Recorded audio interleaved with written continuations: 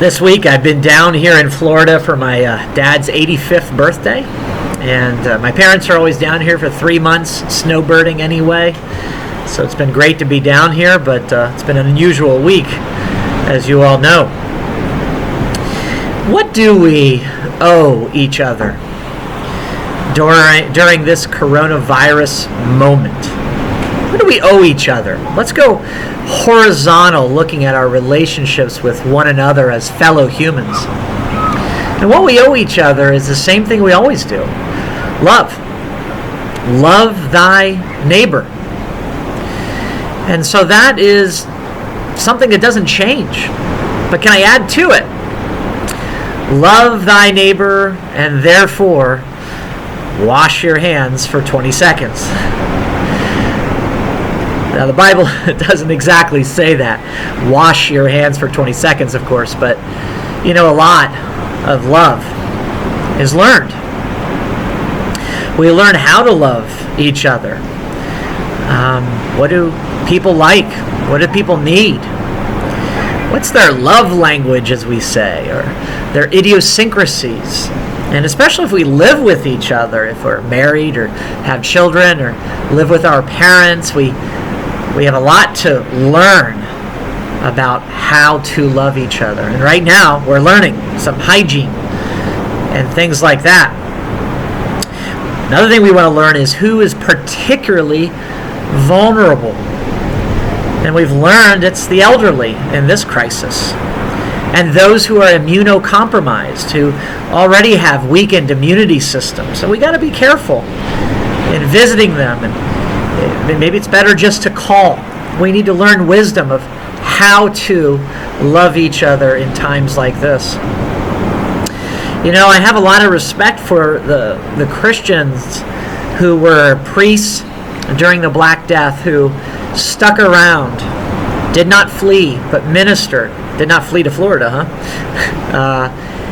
They had a higher rate of mortality, maybe up to 15% higher mortality for the clergy versus the ordinary European.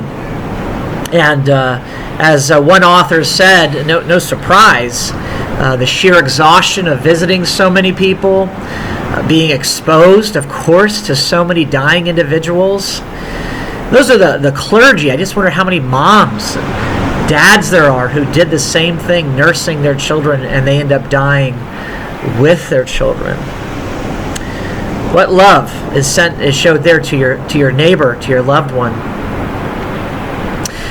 Lepers. I've been thinking about leprosy in the Bible. How tragic. These people are both contagious and quarantined. And I've always thought about it from the perspective of us loving them or Jesus loving the leper, but you know what their spiritual act of love was? It was not infecting anyone else. It was living in social isolation. That was actually how they loved their neighbor. And there's something like that we're learning how to do by washing our hands or not visiting someone unnecessarily. These are tough choices. Isn't it?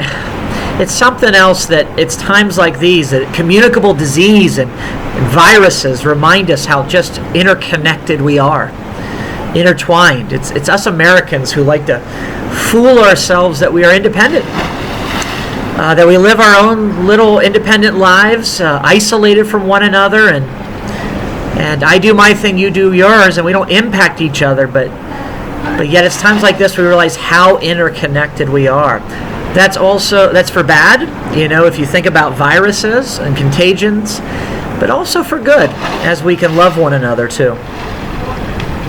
Now, everything I just said is now in tension, I think, with what I'm going to say now. If I'm saying wash our hands or maybe not even meet with one another, then we have this kind of verse from Hebrews 10. Do not forsake meeting together. Do not neglect meeting together, as is the habit of some, but encourage one another. That is the general rule. Now, for lepers, of course, they were the exception, and in some ways, In a situation like this, we all are the exception that we're being careful about meeting together and the necessity of that, or maybe there is no necessity. I'm bringing that up. But the general rule that I really want to emphasize here, nonetheless, is do not forsake meeting together. Encourage one another. I'm afraid many of us don't see this as a spiritual duty, that verse. Especially when it comes to Sunday morning, coming to worship service, Is it a spiritual duty? Do not neglect meeting together. You might think of it as, well, that means it'd be good for me to be on the treadmill for 20 minutes. We all agree, but I don't have to. But I don't know if this is mere advice. It's something we need to do, to meet together when we can, as the general rule.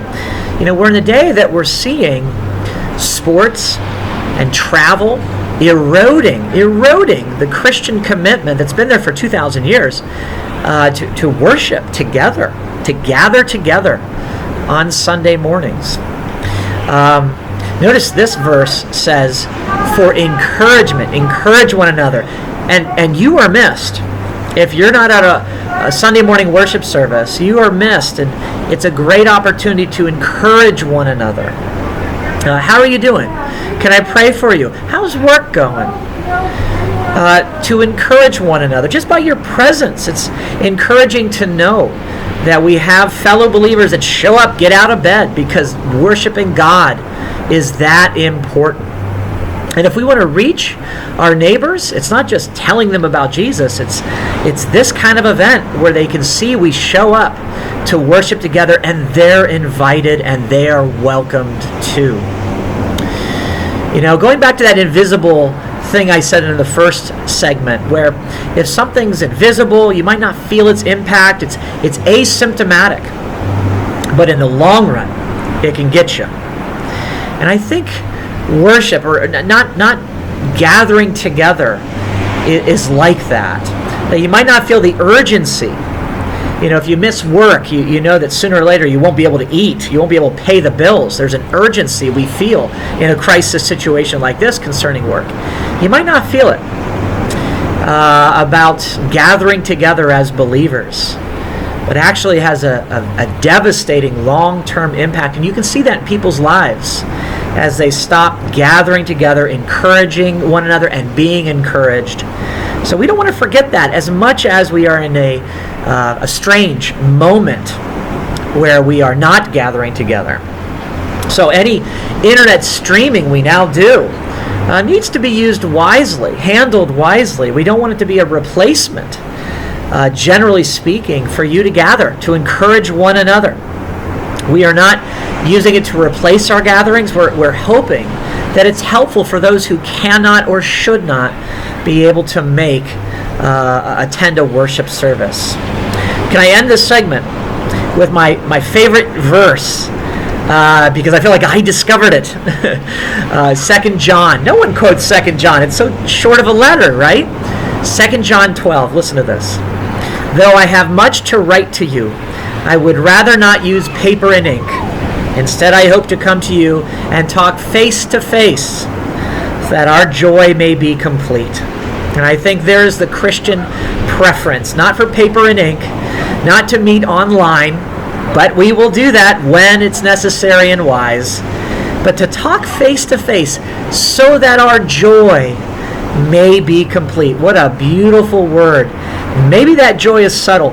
Maybe we don't see that, but that's the impact often, and it is the impact in the long run when we meet together.